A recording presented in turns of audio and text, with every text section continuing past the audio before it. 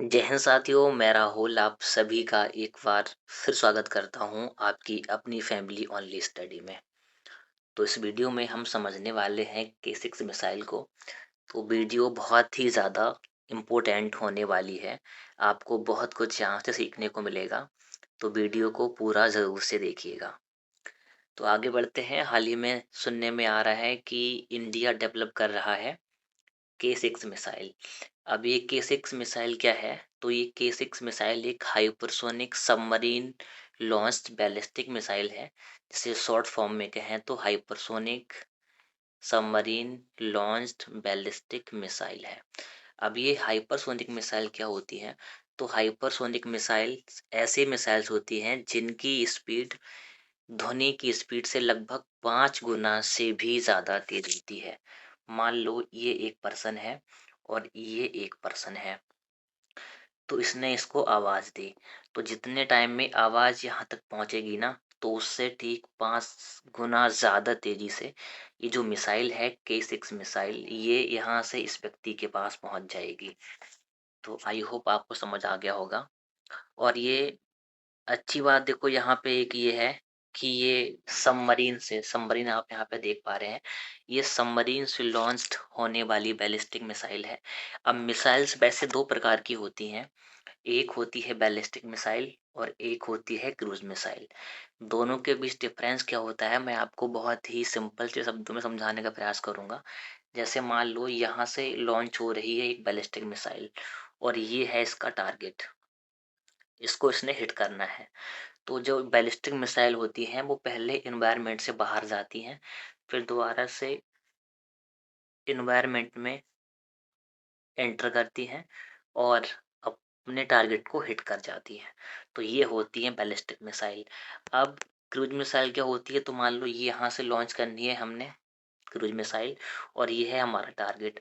तो ये मिसाइल क्या करती है, सीधा यहाँ से जाती है और इस तरीके से जाके इसको हिट कर जाती है। तो ये होती है बैलिस्टिक मिसाइल। तो हमारी जो K6 है वो है एक हाइपरसोनिक बैलिस्टिक मिसाइल है जो कि इन्वायरमेंट से बाहर जाएगी, पहले फिर एंटर करेगी और फिर उसके बाद अपने टारगेट को हिट करेगी। और देखो ये जो लॉन्च होगी वो सबमरीन से लॉन्च होने वाली मिसाइल है। अब देखो सबमरीन दो प्रकार की होती हैं। पहले जो एक जो होती है वो होती है कन्वेंशनल सबमरीन और दूसरी होती है न्यूक्लियर सबमरीन। अब जो कन्वेंशनल सबमरीन और न्यूक्लियर सबमरीन के बीच डिफरेंस क्या होता है? तो देखो मान लो ये है एक कन्वेंशनल सबमरीन। तो कन्वेंशनल सबमरीन ऐसी सबमरीन होती हैं जिन्हें रीस्टार्ट होने के लिए बार बार पानी की सतह पर आना पड़ता है। मान लो एक बार स्टार्ट हो गई फिर पानी के अंदर चली जाएगी। तो ये लगभग 10 से 20 दिनों तक ही पानी के अंदर रह सकती है। उसके बाद इसे वापस सतह पे रिस्टार्ट होने के लिए आना पड़ता है। जिसकी वजह से क्या होता है कि जो रडार होता है वो इसको डिटेक्ट आसानी से कर पाता है और इसको फायर भी कर सकता है। मान लो दुश्मन की सबमरीन है और हमें उसको डिटेक्ट करना है, तो जो कन्वेंशनल सबमरीन होती है वो आसानी से रडार की पकड़ में आ जाती हैं। लेकिन जो न्यूक्लियर सबमरीन होती हैं ये अगर एक बार स्टार्ट हो गई और पानी के अंदर चली गई तो ये महीनों लगभग 3 से 4 महीने तक ये सबमरीन पानी के अंदर ही रह सकती है। जिसकी वजह से क्या होता है कि जो रडार होता है उसकी पकड़ में ये न्यूक्लियर सबमरीन आसानी से नहीं आती। तो ये डिफरेंस होता है कन्वेंशनल और न्यूक्लियर सबमरीन्स में। अब जो हमारी K6 मिसाइल है वो S5 क्लास की जो सबमरीन है हमारी उनसे लॉन्च होगी। और K6 मिसाइल को जो डेवलप कर रहा है वो DRDO की एक लेबोरेटरी है जो कि हैदराबाद में है, जिसका नाम है एडवांस नेवल सिस्टम लेबोरेटरी। तो इसके द्वारा ये डेवलप की जा रही है। अब आपको समझ में आ गया होगा कि जो K6 मिसाइल है तो हो सकता है इसके 3 4 5 वाले वर्जन होंगे। तो जी हाँ, बिल्कुल K3 मिसाइल और K4 मिसाइल K5 मिसाइल। इसकी जो K6 के मिसाइल की किलर मिसाइल की जो वर्जन है वो 3 वर्जन 3 वर्जन 4 हमारी इंडियन नेवी को ऑलरेडी सौंपे जा चुके हैं। और जो K3 जो के 3 मिसाइल है उसकी रेंज लगभग 1 से 2000 किलोमीटर की है। ऐसे ही जो के 4 मिसाइल है इसकी रेंज 3500 किलोमीटर की है। और ठीक जो के 5 मिसाइल है उसकी भी रेंज लगभग 5000 से 6000 किलोमीटर की है। और जो हमारी के 6 मिसाइल के अगर फीचर के बारे में बात करें तो इसके फीचर कुछ अनोखे फीचर हैं। इसका पहला फीचर ये है कि जो के 6 मिसाइल है इसकी जो स्पीड है, इसकी स्पीड बहुत ही ज़्यादा है। लगभग ध्वनि की तीव्रता से भी ये 7.5 मैक की गति से चलेगी। मान लो जितनी हमारी आवाज़ है तो उससे लगभग 7.5 गुना ज़्यादा तेज़ी से ये ट्रैवल करेगी और लगभग 8000 किलोमीटर की दूरी तक ये मिसाइल पहुंच पाएगी। और दूसरा फीचर इसका ये है कि ये 9261 किलोमीटर प्रति घंटे की रफ्तार से चलने वाली मिसाइल है।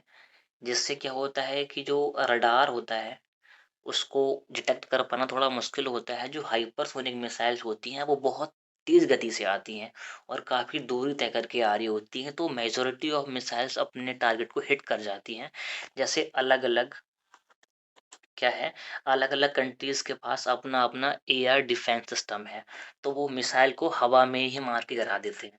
लेकिन जो हाइपरसोनिक मिसाइल होती हैं वो लगभग अपने टारगेट को हिट कर जाती हैं, क्योंकि बहुत सारी मिसाइल जब एक बार में आ रही होती है तो एयर डिफेंस सिस्टम इन्हें डिटेक्ट नहीं कर पाता और सभी को टारगेट नहीं कर पाता।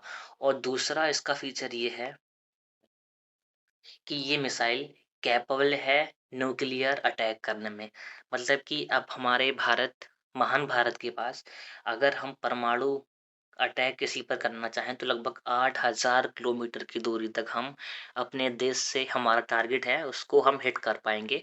जैसे कि इस मिसाइल की मारक क्षमता 8000 किलोमीटर की है और ये मिसाइल कैपेबल है न्यूक्लियर वेपन्स को ले जाने में और न्यूक्लियर अटैक करने में। और तीसरा अच्छा इसका फीचर ये है कि जो मिसाइल है ये है MIRV टेक्नोलॉजी से लैस। अब ये MIRV टेक्नोलॉजी क्या होती है मैं आपको आसान से शब्दों में समझाने का प्रयास करता हूँ। तो यहाँ पे आप देख पा रहे हैं ये सामान्यतः मिसाइल दो प्रकार की होती हैं। एक होती है सामान्य मिसाइल, यहाँ पे आप देख पा रहे हैं जिसे हम नॉर्मल मिसाइल भी कह सकते हैं। और एक मिसाइल होती है MIRV टेक्नोलॉजी से लैस मिसाइल। MIRV की फुल फॉर्म होती है multiple independently targetable re-entry vehicle. जैसे कि क्या होता है, बहुत से देश ऐसे जैसे हमारे पास है S-400 सिस्टम, ऐसे ही अमेरिका के पास है थार्ड सिस्टम, ऐसे ही इजराइल के पास है आयरन डोम सिस्टम। तो क्या होता है ये जब हम मिसाइल किसी पर दागते हैं तो एयर डिफेंस सिस्टम मान लो यहाँ पे खड़ा हुआ है, यहाँ पे, और जब यहाँ से एक सामान्य सी मिसाइल आती है तो ये रास्ते में ही इसको मार के गिरा देता है। लेकिन एक MIRV टेक्नोलॉजी से जो मिसाइल लैस होती है, अब यहाँ पे आप देख पा रहे हैं कि जो नॉर्मल मिसाइल है यहाँ पे केवल सिंगल वॉरहेड का यूज हुआ है। अब जैसे यहाँ पे आप देख पा रहे हैं कि सिंगल वॉरहेड का यूज हुआ है, लेकिन ये है एक MIRV मिसाइल जिसमें मल्टीपल वॉरहेड्स का यूज हुआ है। अब क्या होता है, मान लो यहाँ से एक नॉर्मल सी मिसाइल जा रही है तो यहाँ पे है उसका टारगेट। तो जब वो हिट करेगी, यहाँ से जाने के बाद इसको हिट कर पाएगी, तो सिर्फ एक बार में वो एक ही टारगेट को हिट कर सकती है। और यहाँ पे जो एयर डिफेंस सिस्टम है वो इसको मार के आसानी से गिरा देता है। लेकिन मान लो यहाँ पे एक है multiple independently targetable re-entry vehicle. जो मिसाइल यहाँ से जारी होती है इसके पास मल्टीपल वॉरहेड्स होते हैं। अब देखो आगे का इसका जो पार्ट है ये यहाँ पे खुल जाता है। खुल जाने के बाद ये मल्टीपल टारगेट्स को एक बार में हिट कर सकती है। मान लो एक यहाँ पे गिर जाएगी, एक यहाँ पे गिर जाएगी, एक यहाँ पे गिर जाएगी। अब जो यहाँ पे इनका खड़ा है एयर डिफेंस सिस्टम, तो इसके पास चैलेंज ये है कि ये पहले किसको टारगेट करे, इस वाले वॉरहेड को करे, इसको करेगा या फिर इसको करेगा। तो क्या होता है बहुत सारे जो वॉलेट्स होते हैं वो फेल भी हो जाते हैं क्योंकि उन्हें हवा में मार के ये जो एयर डिफेंस सिस्टम है वो गिरा देता है। लेकिन फिर भी मल्टीपल जो वॉलेट्स होते हैं वो अपने टारगेट को हिट कर जाते हैं। तो आई थिंक जो हमारी K6 मिसाइल है जो हमारी K6 मिसाइल है क्या हो गया? हाँ, जो हमारी K6 मिसाइल है तो ये एक MIRV टेक्नोलॉजी से लैस मिसाइल है। इसका मतलब ये है कि ये रडार की पकड़ में आसानी से नहीं आएगी और जो एयर डिफेंस सिस्टम होता है वो इसको टारगेट नहीं कर पाएगा। तो आई थिंक आपको टॉपिक समझ आया होगा। अगर समझ आया हो तो वीडियो को लाइक करें, अपने फ्रेंड के साथ शेयर करें और अगर आप चैनल पे नए हैं तो प्लीज़ सब्सक्राइब किए बगैर मत जाना। मिलते हैं किसी नेक्स्ट वीडियो में। जय हिंद।